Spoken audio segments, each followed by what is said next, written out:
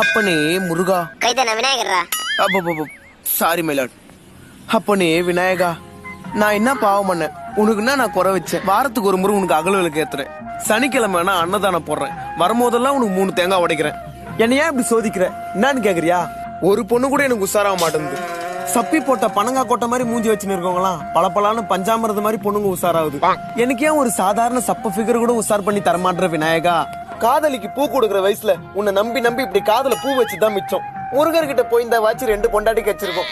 உன்னாண்ட வந்த என்ன உன்ன மாதிரியே ஆக்கிட்டு போறிய விநாயகா. இன்னும் ஒரு வாரத்துல ஒரு சப்ப ஃபிகரையாச்சும் நீ காட்டல, நான் எந்த பொண்ணையும் ஏறெடுத்து பார்க்காத ஆஞ்சநேயர் பக்தன் ஆயிடுவேன். தயவு செஞ்சு ஒரு பொண்ணை எனக்கு கண்ணுல காட்டு. அப்படி காட்டினா 3 தேங்காய் உடைக்கிற உனக்கு நாளையில இருந்து 300 தேங்காய் உடைக்கிறேன். என்ன ஓகேவா?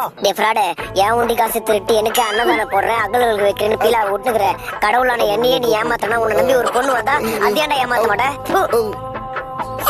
சாரி விநாயகா.